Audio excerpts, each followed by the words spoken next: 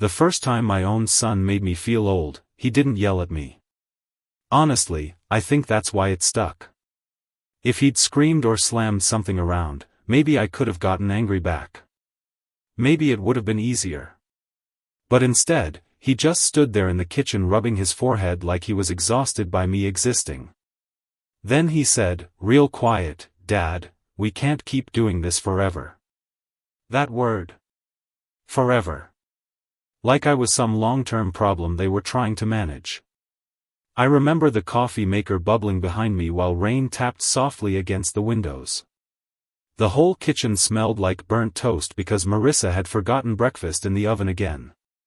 Little normal details. Funny what your brain hangs onto when something hurts. Evan stood there holding a stack of bills in one hand. Not even looking at me directly anymore. "We're stretched thin," he said. "And honestly, it just feels like we're carrying everything right now." Carrying everything. Yeah. That sat with me a while. Because I spent most of my life carrying people too. You just don't think your turn will come so suddenly. I was 68 then. Recovering from bypass surgery. Slower than I used to be, sure, but not helpless. Not even close. Still, once people decide age equals weakness, every little thing becomes evidence. You nap too long? Old. Forget where you left your glasses? Old. Move slower getting out of a chair? Well, there you go. I didn't argue with him. What was the point? I just nodded and poured coffee into a mug that suddenly felt heavier than it should have. My daughter-in-law Marissa stood near the sink pretending she wasn't listening, which somehow made it worse. People do that when they don't want accountability later. Back then I'd been living in their guest room for about 8 months after my business collapsed. Temporary, they called it. Temporary is one of those words families use when nobody wants to say the uncomfortable part out loud. Before all that, I owned a commercial flooring company outside Milwaukee. Nothing flashy, but good honest work. Schools, office buildings, medical centers. 30-some years building that company from basically nothing. I missed exactly 2 payrolls the entire time I owned it. Still proud of that.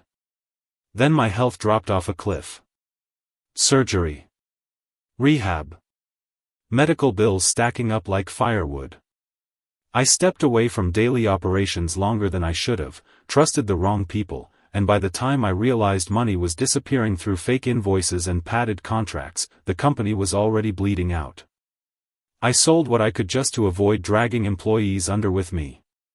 After that, moving in with Evan was supposed to help everybody temporarily. At first, honestly, it wasn't bad. Marissa made soup. Evan drove me to follow-up appointments. My granddaughter Sophie would climb onto the couch beside me and ask questions about tools or trucks or why old guys always smell like peppermint. Kids are brutally observant. But over time, things shifted. Quietly. That's how disrespect usually arrives. Not all at once. Little comments. Tiny tone changes. Long sighs nobody bothers hiding anymore. Marissa started talking over me during dinner. Evan got irritated about dumb stuff. Water usage. Electricity. Once he got annoyed because I left a hallway light on upstairs. A hallway light. I remember standing there thinking, man, this really is where we're at now. Still, I kept my mouth shut. Mostly because I knew they were stressed financially too. Mortgage rates had gone nuts, Sophie's school tuition wasn't cheap, and Evan worked long hours managing regional sales teams for a packaging company that treated weekends like optional suggestions. I understood pressure. But understanding somebody doesn't make disrespect feel better. One Sunday morning, Marissa hosted brunch for a few of her friends.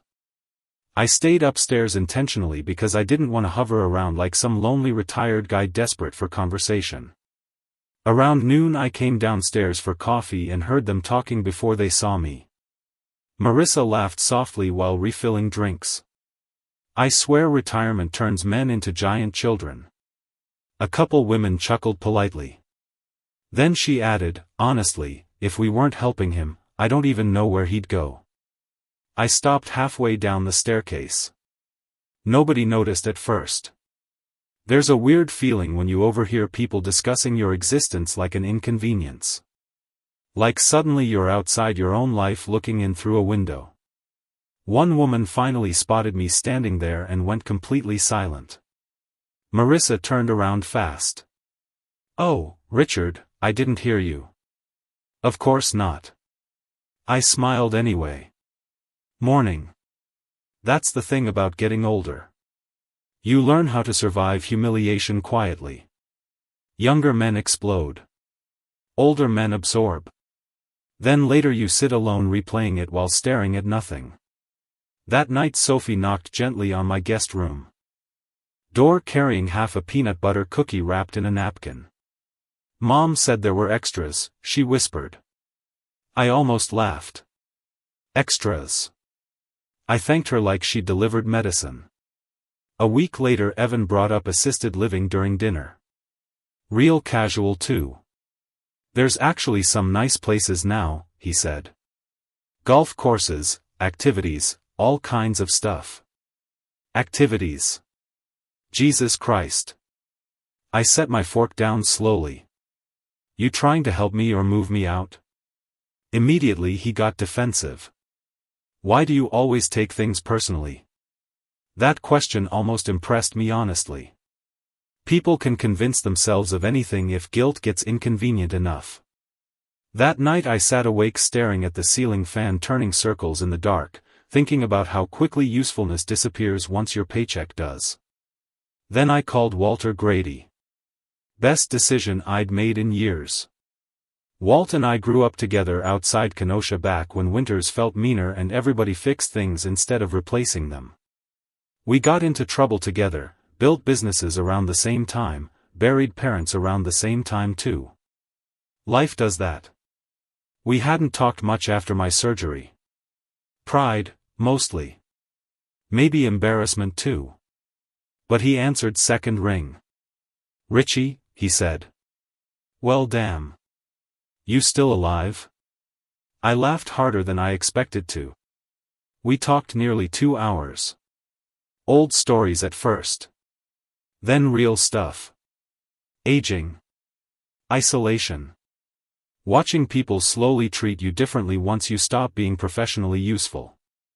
At one point Walt got quiet.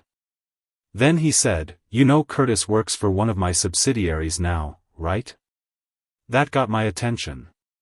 Curtis had been my operations manager during the last year before the company collapsed. According to Walt, Curtis had developed a bad habit lately of bragging after drinks. Talking too much about easy money and desperate owners not noticing things. My stomach turned cold immediately. See, I'd always suspected something felt off financially before the business went under. Numbers didn't add up cleanly.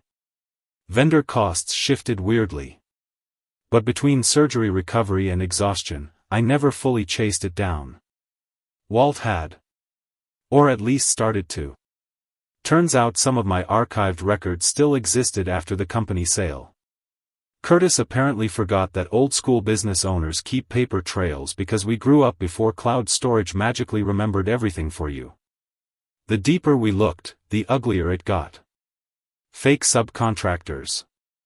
Inflated invoices. Vendor kickbacks.